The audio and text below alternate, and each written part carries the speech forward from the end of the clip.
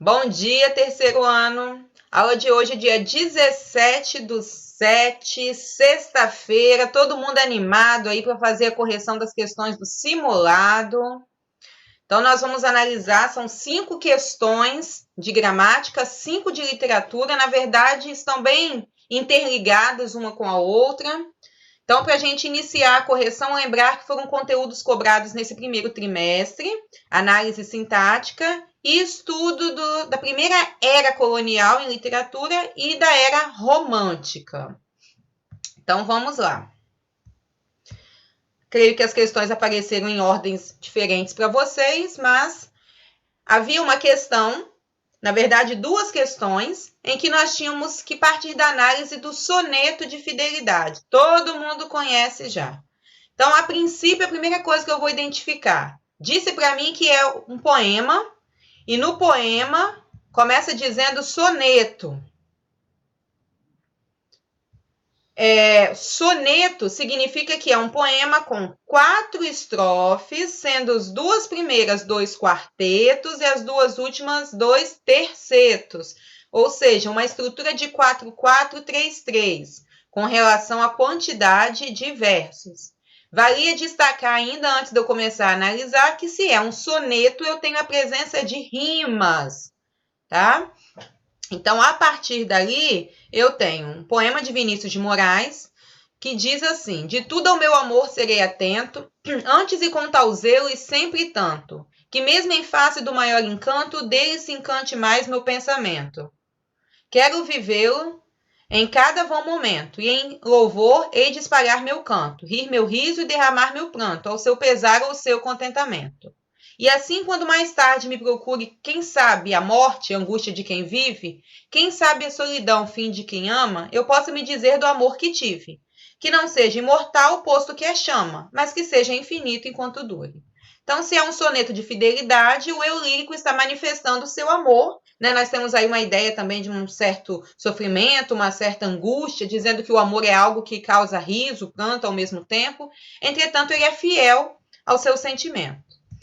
E a primeira questão dizia assim: todo texto possui uma função que varia conforme a linguagem empregada. O poema lido é um tipo de texto que representa o gênero lírico. Gênero lírico, tanto que é poesia, lirismo. Então, nós temos ali a expressão poética e possui uma linguagem diferenciada. Analisando, podemos afirmar que ele apresenta a função de linguagem. O que vocês marcaram aí? Qual a função de linguagem desse poema? Metalinguística, conativa, poética, fática ou emotiva. Vamos relembrar aí. Funções de linguagens é o objetivo do texto. De acordo com a linguagem do texto, qual foi o objetivo? Função metalinguística é aquela em que nós utilizamos a linguagem para falar da própria linguagem. Então, é como se você produzisse um texto explicando como escrever textos. Então, essa é a ideia da função metalinguística. E aqui nós temos metalinguística, pois define por meio de um soneto, que é o amor, baseado nas definições pessoais do poeta. Em momento nenhum nós temos a definição do amor, mas a ideia de fidelidade amorosa, né? Como se comportar quando se ama. Essa é a ideia. Então, nós já eliminamos a letra A. Na letra B, conativa, pois o poeta procura convencer o leitor de que sua definição de amor é sensata e plausível. Função conativa é aquela em que eu busco seduzir o leitor por meio da minha fala. Geralmente é aquela função empregada nos anúncios publicitários. Quando você, na propaganda, quando você quer levar alguém a consumir o produto. Então, você convence alguém de que aquele produto é bom. E aqui você não tem o eu lírico tentando convencer o leitor do que é o amor, da definição de amor, até porque ele não faz definição de amor, como a gente comentou antes. Ele define ali a ideia de fidelidade. Nem define, né? Ele discute. Letra C, poética, pois é um soneto que exalta o amor, apresentando suas angústias e sofrimentos e poetiza a linguagem. Aí você já pensa assim, se é um poema, é função poética. Então, no geral, o poema está buscando apenas exaltar, apenas demonstrar emoções, apenas demonstrar um sentimento. Aí você fica na dúvida com a letra C. Então, você já deixa a letra C aí de stand-by. Letra D, fática, pois apresenta uma espécie de conversa entre autor e leitor. A função fática é aquela que busca, por meio do canal comunicativo, ligar leitor, né, emissor ao receptor, vamos dizer assim, autor ao leitor. É como se o autor estivesse conversando com a gente. Isso não acontece. Letra E, função emotiva, pois é centrada no emissor e procura apresentar definições subjetivas focadas no eu lírico. Então, a princípio, você fica na dúvida entre a C e a E. Se é um texto poético, logo você marca que é função poética. Só que dentro dessa ideia da função poética, você tem que observar a função maior da linguagem. Não é só uma poesia. É um texto em que o poeta, né, centra-se nas suas próprias emoções. Então, o objetivo não é só mostrar uma poesia, mas expressar, por meio desse soneto aqui, o sentimento de fidelidade. Tanto que ele diz o tempo todo, em louvor hei de espalhar meu canto, rir meu riso, né? Eu possa me dizer. Então, há uma ideia aí do sentimentalismo exagerado, do eu, que ele coloca, que está focado, né? Eu lírico, focado exatamente nessa função emotiva. Então, está centrado no emissor. Ué, mas por que não pode ser poética? Porque você tem uma preocupação muito maior aqui em mostrar o sentimento do poeta e não só em mostrar um poema. Se fosse um poema no geral, falando sobre, por exemplo, desigualdade social, preconceito, você teria a função poética. Mas aqui, dentro do poema, o objetivo maior do poeta é apresentar, né, focar nos seus sentimentos. Então, a função emotiva se destaca além da função poética. O foco aqui está muito mais no emissor, né, que é o eu lírico, do que exatamente na própria poesia. Ficou claro isso aí, pessoal?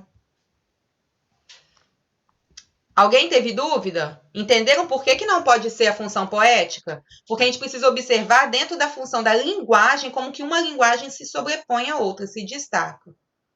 Ok? Próxima pergunta, ela também estava baseada nesse poema. E aí dizia assim, ó. O gênero lírico tem sua linguagem marcada pela expressividade e lança mão de diversos recursos expressivos, entre eles as chamadas figuras de linguagens.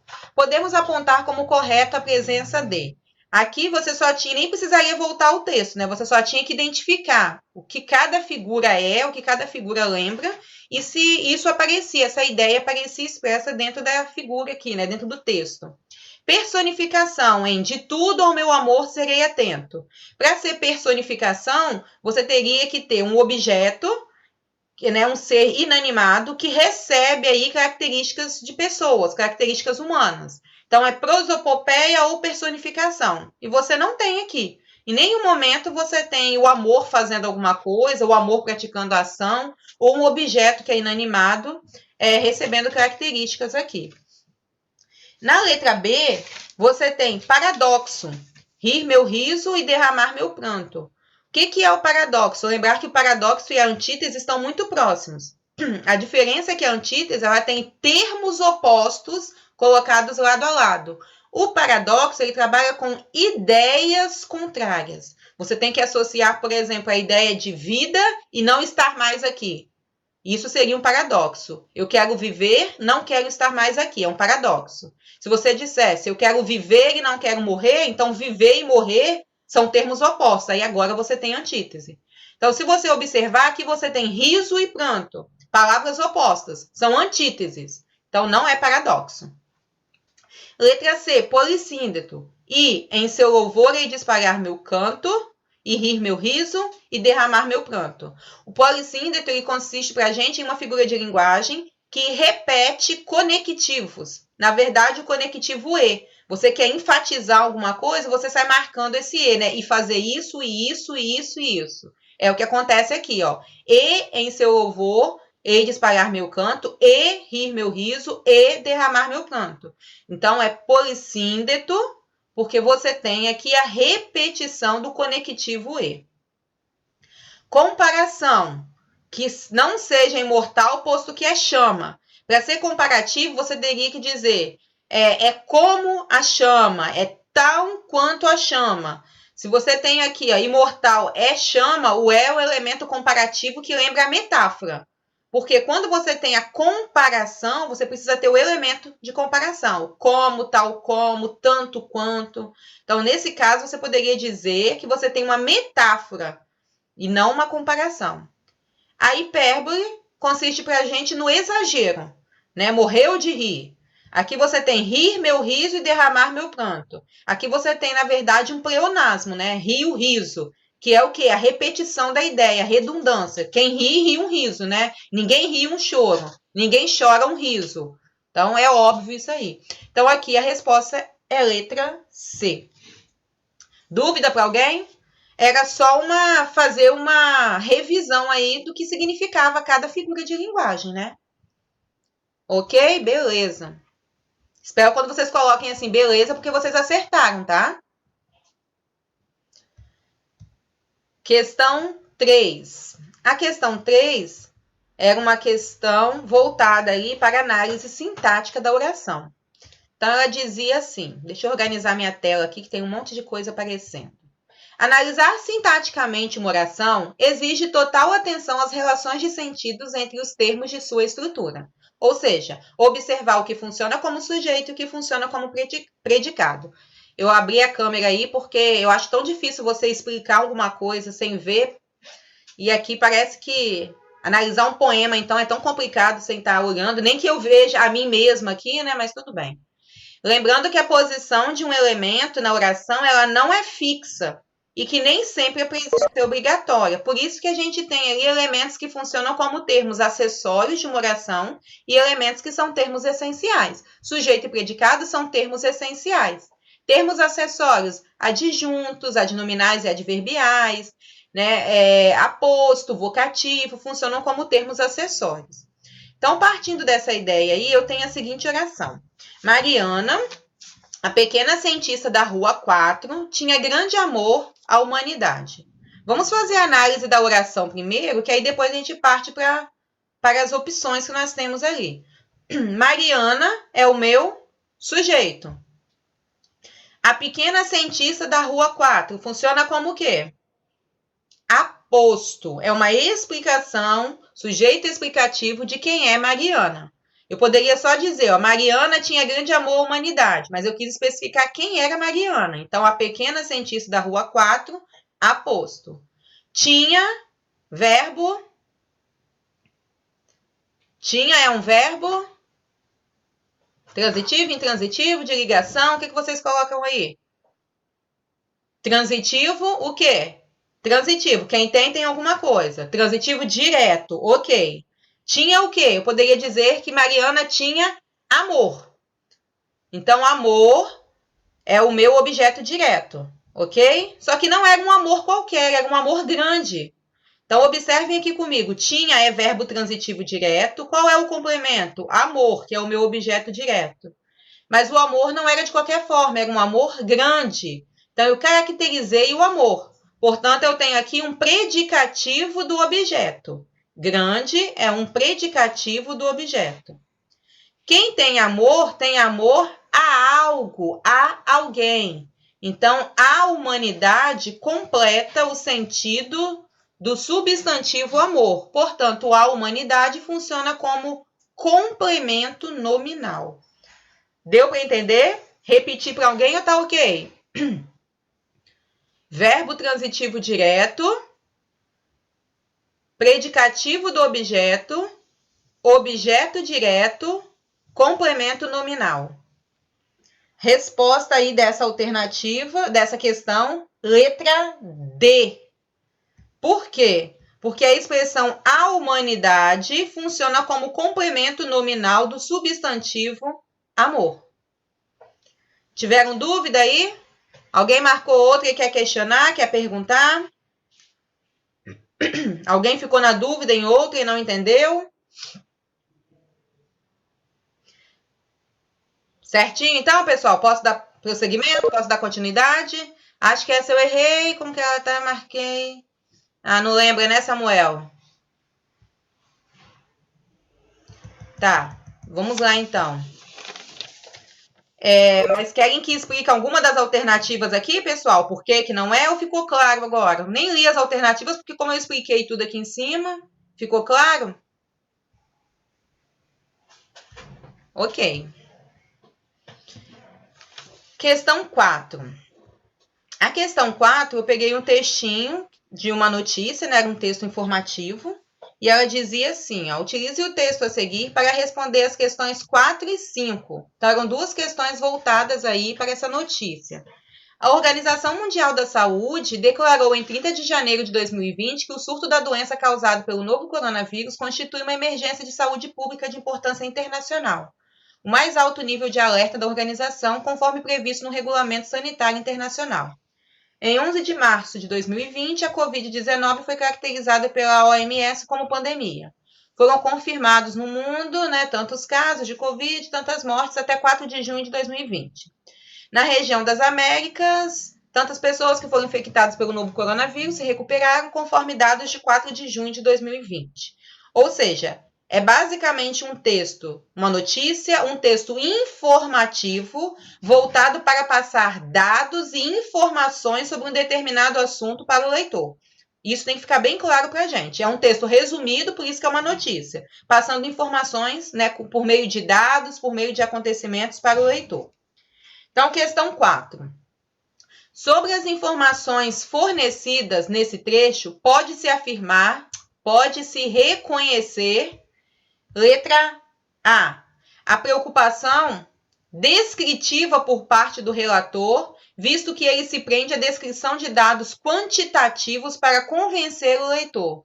Se é um texto informativo, não é essa preocupação aqui de descrever alguma coisa. Ele até citou dados, mas são dados que mostram para a gente, para ilustrar, né, que mostram para a gente que o que ele está falando é verdadeiro, ele está pontuando aquilo que ele citou anteriormente.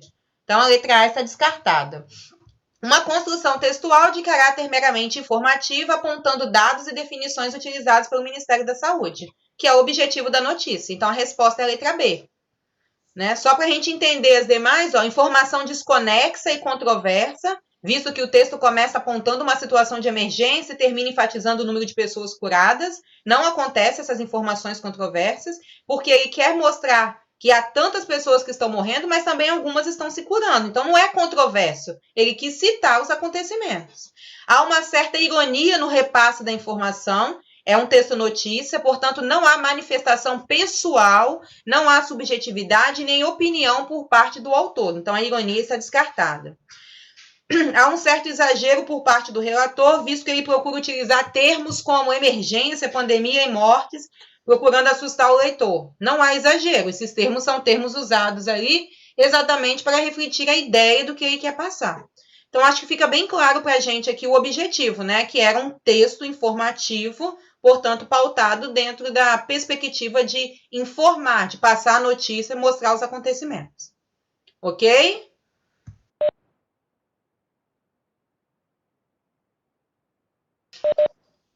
Questão 5 era uma questão de análise sintática também. Dizia assim: uma análise morfológica e sintática de alguns elementos desse texto nos permite dizer que, então, morfológica, analisando aí a classe gramatical, e sintática, os elementos que compõem a oração. E aí, essa questão 5 aqui, a gente tinha que analisar um por um dos elementos que ele apontava. Ele diz assim, ó, em 30 de janeiro de 2020, é uma locução adverbial e funciona como um adjunto adverbial de tempo. Ou seja, 30 de janeiro de 2020 está pontuando para mim que foi em determinado momento que aconteceu alguma coisa. Então, já temos a resposta, a letra A. Porque é uma locução adverbial e funciona mostrando para a gente a ideia de tempo definido. É uma adjunta adverbial de tempo. Então, a letra A é a nossa correta. Vamos ver as outras por que não são. Da doença é um substantivo e tem função de complemento nominal, lá na linha 1. Então, diz assim, ó. Nem tá na linha 1, tá na 2, porque na hora de formatar o texto aqui, né? A Organização Mundial da Saúde declarou em 30 de janeiro que o surto da doença... Então, eu tenho surto da doença. Da doença funciona para mim como o quê, pessoal? Da doença funciona para mim como um adjunto adnominal. É uma característica. Qual tipo de surto? Portanto, não é um adjunto adnominal, não é um complemento nominal, é um adjunto adnominal. O surto da doença. Então, da doença funciona para mim como adjunto adnominal. E lá na afirmação... Calma aí, gente. Lá na afirmação, ele diz para mim que é um complemento nominal. Não é. É um adjunto. Então, a letra B está errada. Ok, Samuel? Por quê? Surto da doença. Eu poderia dizer só o surto.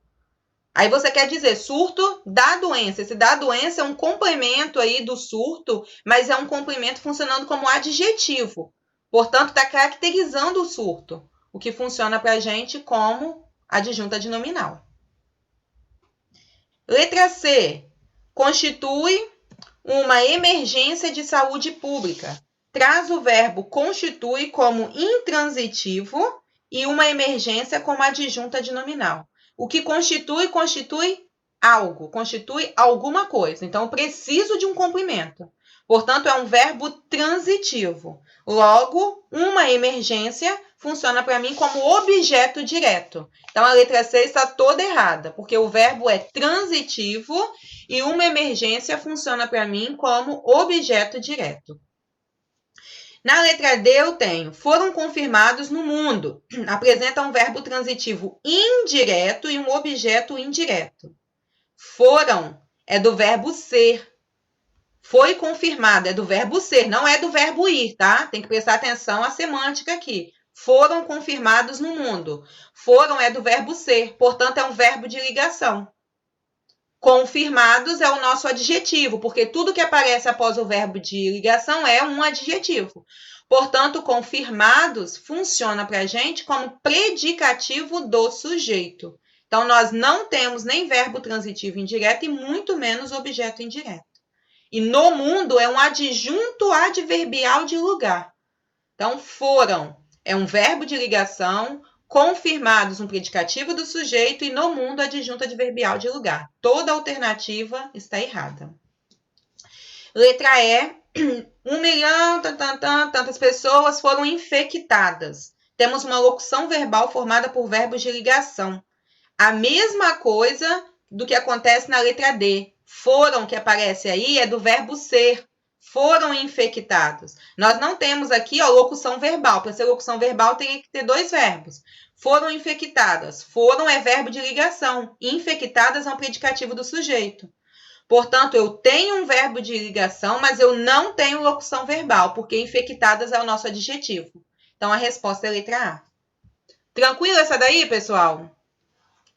Eu acho que das questões de gramática, essa era que exigia um pouquinho mais, porque estava bem misturado todos os elementos que compunham a análise sintática, então tinha que dar uma atenção especial. Mas conseguiu entender agora, Samuel, conforme eu fui analisando um elemento e outro? Eu acho que das questões de análise sintática, essa era a mais puxadinha mesmo, porque você tinha quase todos os elementos ali dentro. Mas deu para entender o porquê? Quando eu fui comentando uma e outra? Sim, Samuel? Gente, tá demorando para minha voz chegar ou tá demorando para aparecer para mim? Ok, então, pessoal? Podemos dar continuidade? Próxima questão, então, a questão 6. É porque tá demorando o retorno de vocês, Camille. Quando eu pergunto se está tudo ok, aí eu fico perguntando e não aparece nada para mim.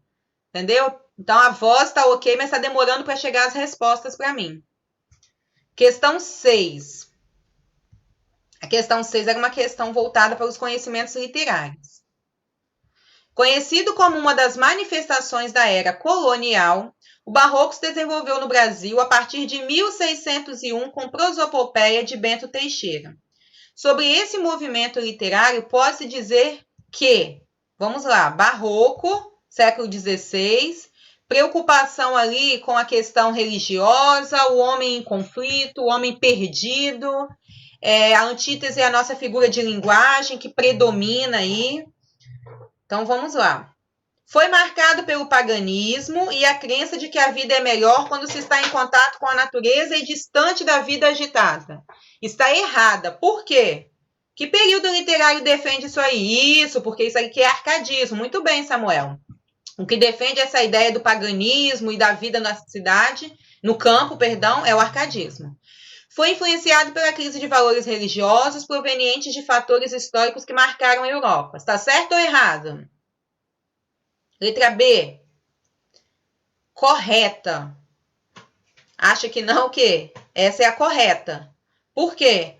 Porque o barroco foi influenciado pela crise de valores religiosos, era a época da reforma protestante e da contra-reforma, que foram os fatores históricos que marcaram a Europa naquela época. Então, o barroco ele traz para a gente um ser humano em conflito, porque ele não sabe que caminho, a que diretriz ele deve seguir. Há todo um conflito religioso que vai influenciar diretamente a vida das pessoas.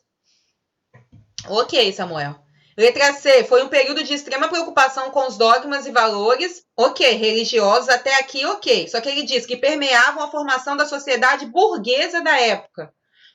Era colonial, a gente não tinha burguesia, né, gente? Então, a letra C está fazendo referência ao romantismo. Não havia burguesia. Então, a letra C está errada. Trouxe a figura de Tomás Antônio Gonzaga, o poeta Dirceu, como exemplo máximo de escritor literário. Tomás Antônio Gonzaga é representante do arcadismo e não do barroco. Ok, errada. Letra E é marcado pelo uso de uma linguagem extremamente difícil. Até aqui, ok, porque você tem a linguagem rebuscada. Então, até aqui estaria correto. Mas ele diz, repleta de expressões e citações latinas. Quem usa expressões e citações latinas é o arcadismo. Ah, mas não aparece o carpe diem no barroco? Uma palavrinha que aparece, que é o carpe diem. E não é assim a marca registrada do barroco, a expressão latina. As expressões latinas aparecem lá no arcadismo, fugere urbem, inutilia truncate, que são elementos que marcam ali a ideia da vida no campo, né, do bucolismo. Então, resposta à letra B. Acho que estava bem tranquilo essa daqui, né, gente? Estava bem fácil, né? Questão 7. No trecho abaixo, o narrador, ao descrever a personagem, critica sutilmente um outro estilo de época, o romantismo. Ou seja, esse texto ele não é do romantismo. Essa é a charada do texto. O texto que nós vamos ler ele não é do romantismo. O que o autor quis dizer é que o texto ele vai criticar o romantismo.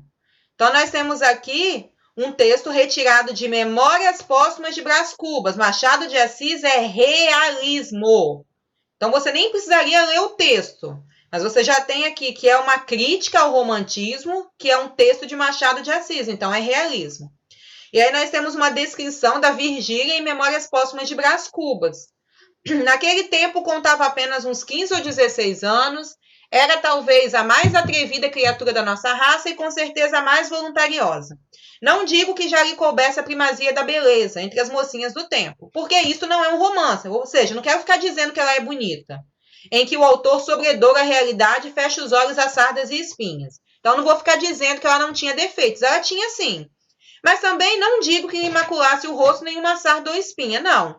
Era bonita, fresca, saía das mãos da natureza, cheia daquele feitiço precário e eterno que o indivíduo passa a outro indivíduo para os fins secretos da criação. Ou seja, o autor deixa bem claro que ele não vai ficar mentindo e dizendo que a personagem é perfeita. Apesar dela ser bonita, ela não era perfeita. E aí a questão diz assim: sobre o período literário a que pertence essa obra, ou seja, sobre o realismo, pode-se destacar como característica preocupação com as questões sociais, como exaltação da pátria e elementos de formação de nossa identidade. Fora, porque isso aqui é romantismo. Quem se preocupa com a identidade brasileira, com a exaltação da pátria, os elementos nacionais, é o romantismo. Então, letra A, fora. Exaltação feminina com personagens sempre belas, puras, idealizadas, sem qualquer defeito. Também é romantismo. Então, está fora.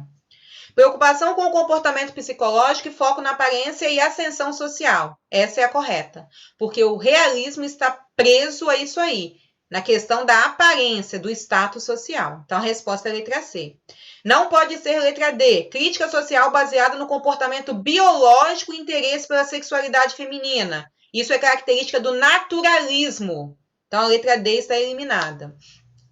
Linguagem descritiva, repleta de significações, narrativa lenta e minuciosa, característica do romantismo. Então, a única que trazia aí pra gente características do realismo era a letra C. E era uma questão que tinha que prestar muita atenção. Por quê? Porque você pensa a princípio que ele está querendo falar do romantismo. Aí você vem aqui e fala, ele está exaltando a personagem, então a resposta é a letra B. Só que ele diz que o texto, ele é uma crítica ao romantismo. Então era isso que vocês tinham que estar atentos. Acertaram aí, gente? Quem lembra se acertou?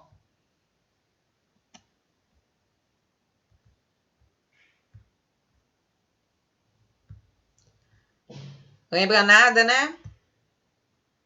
Vamos lá para a próxima. Questão 8. Essa de literatura é a questão mais difícil que tinha.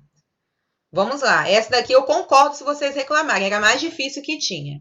Castro Alves, no contexto literário e social em que está inserido, vamos lembrar aí. Romantismo, terceira fase, né, terceira geração, época aí da poesia libertária, uma poesia amorosa mais erótica, mais sensual. Então, no contexto literário em que está inserido, ele é apontado como uma voz que ecoa nos quatro cantos da nação. Um grito de indignação, de luta pelo fim da escravidão. Entusiasmando-se com o progresso e a técnica que já atingiam o meio rural, esse último aspecto permite afirmar que Castro Alves. Vamos lá, então, para a questão 8. Identifica seus poetas da segunda geração romântica no que se refere à concepção da natureza como refúgio. A ideia da natureza como refúgio ela aparece na primeira geração, que é a exaltação da natureza, e Castro Alves faz parte da terceira, também não tem nada a ver com a segunda geração. Então, a letra A já estava eliminada. Letra B. Afasta-se, nesse sentido, de outros poetas, como Fagundes Varela, que consideram o campo um antídoto para os males da cidade. Esta é a resposta correta. Eu vou fazer as outras e volto nela com vocês, tá? Letra C. Ele trata a natureza da mesma forma que o poeta Árcade que o antecedeu. Não há essa preocupação de Castro Alves em retratar aí a natureza. Letra D. Antecipa o comportamento do poeta parnasiano. Também, até chegar ao parnasianismo, nós temos aí vários períodos, então não tem nada a ver com o parnasianismo. Idealiza a natureza da pátria, buscando preservar a simplicidade e a pureza, tal como Gonçalves Dias. Gonçalves Dias é do primeiro momento, da primeira fase, Castro Alves da terceira. Então, a resposta é a letra B, porque diz assim, ó. Esse último aspecto, qual é o aspecto? Observar o progresso e a técnica do meio rural, que é o que ele comentou lá em cima no enunciado. Esse último aspecto permite afirmar que Castro Alves afasta-se de poetas como Fagundes Varela, que consideram o campo um antídoto para os males da cidade. Fagundes Varela também é um escritor, né, um poeta da terceira fase. E diferente de Castro Alves, Fagundes Varela valoriza diminuir o sofrimento ou fechar os olhos para aquilo que estava acontecendo, mas de uma forma assim, não é deixar de ser crítico, é amenizar a dor com relação à escravidão, aos problemas sociais, voltando para o campo. Então, Fagundes Varela, ele tinha o mesmo ideal de Castro Alves, que era a denúncia ali dos problemas sociais. Só que Castro Alves é essa voz que ecoa, e ele fica no meio urbano produzindo uma poesia condoreira, uma poesia, né, como o navio negreiro, que critica. E Fagundes Varela é aquele que perde o filho e vai embora para o campo, morar no campo, como uma forma de amenizar a sua dor, a sua angústia e os problemas sociais que ele estava vendo. Então, por isso que ele, apesar, né, Castro Alves, apesar de identificar a questão do progresso, ele não se associa a Fagundes Varela, ele permanece com o seu ideal libertário ali. É uma questão de interpretação mesmo, voltada aqui para o enunciado da questão.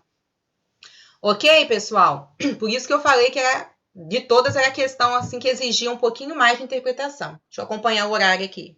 10 minutos. Vamos lá. Questão 9. A questão 9 trazia um poema em que a professora foi muito boazinha e não colocou o nome do poeta, o nome do autor, né? Só trouxe o poema para vocês, a partir da ideia do poema, identificarem as características e associarem ao período literário. Então dizia assim: ninguém sentiu o teu espasmo obscuro, ó ser humilde entre os humildes seres. Embriagado, tonto de prazeres, o mundo foi para ti negro e duro. Atravessastes no silêncio escuro a vida presa a trágicos deveres, e chegastes ao saber de altos saberes, tornando-te mais simples e mais puro. Observem que ao mesmo tempo que há uma exaltação do eu lírico, ele demonstra que ele não tem reconhecimento, né? Ninguém te viu o sofrimento inquieto, magoado, oculto e aterrador secreto, que o coração te apunhalou no mundo. Mas eu que sempre te segui os passos, sei que a cruz infernal prendeu-te os braços, e o teu suspiro foi profundo. Então, nós temos aqui um eu lírico que sofre, que demonstra que ele é um bom poeta, que ele consegue produzir, que ele consegue se expressar, mas que ele não tem reconhecimento. Uma leitura detalhada do soneto permite-nos classificá-lo como pertencente ao romantismo segunda geração, devido ao sofrimento amoroso e angústia diante da vida. Parnasianismo, devido à estrutura poética, é um soneto e possui rimas externas bem assinaladas. Simbolismo, pois representando a dor de existir que permeia a vida dos poetas. Romantismo, marcado pela exaltação do amor e ânsia de glória do poeta. Ou simbolismo, marcado por um vocabulário complexo, fruto do trabalho poético do escritor. O que vocês assinalariam aí? A gente vai por eliminação. Dizer que ele é parnasiano só porque é um soneto não funciona. Então, a letra B a gente elimina. Na letra D, ele diz que é marcado pelo desejo do poeta de ser reconhecido. Ele demonstra que ele sofre, até gostaria de ser reconhecido, mas você não tem assim essa exaltação do amor como ele coloca ali. Então a gente eliminaria a letra D também. Aí você fica com a letra A, C e E. Na letra A diz que é um romantismo da segunda geração devido ao sofrimento amoroso. Ele não faz referência a sofrimento amoroso, mas um sofrimento diante das questões que a vida lhe impõe. Então a gente elimina a letra A. Aí você fica na C e E, que são simbolismos. Ou seja, simbolismo representando a dor de existir ou marcado pelo trabalho complexo, fruto do trabalho poético do escritor. Na letra E, a ideia de fruto do trabalho poético do escritor é uma característica do parnasianismo, que se preocupa aí em produzir poema complexo, perfeito. Então, a resposta, Samuel, é a letra C. Camille também colocou, porque representa a dor de existir do poeta. Ok? E a última, porque nós já fomos avisados do tempo, na questão 10, fala do Cortiço. Eu faço um comentário ali, né, que a obra O Cortiço está completando 140 anos este ano, desde a sua escrita. Foi um romance que mudou a vida literária do seu autor, porque eu comentei com vocês, né, que ele escreveu o Mulato e não foi reconhecido. Apresenta-nos um olhar sem moralismo e pudor sobre as classes marginalizadas que ocupavam os cortiços cariocas no século XIX. Sobre esse período ao qual o romance está vinculado, ou seja, sobre o naturalismo, a gente pode afirmar que a resposta é a letra A. Seus personagens possuem um comportamento condicionado pelo ambiente do qual estão inseridos. A ideia de que o homem é produto do meio. Então, a resposta é a letra A. Porque quando ele diz na B, personagens femininas manipuladoras, dissimuladas, é característica do realismo. A ideia de preocupação com o indivíduo é característica também do realismo e do naturalismo, porque o naturalismo ele é do realismo e do romantismo, porque o naturalismo ele é coletivo, ele trabalha com todos juntos. A letra D, preocupação com a ascensão social é marca do realismo, e narrativa objetiva, norma culta e figuras de linguagens é uso ali do parnasianismo. Ok, pessoal? Dúvidas? Então, finalizando por aqui, aguardem um momentinho.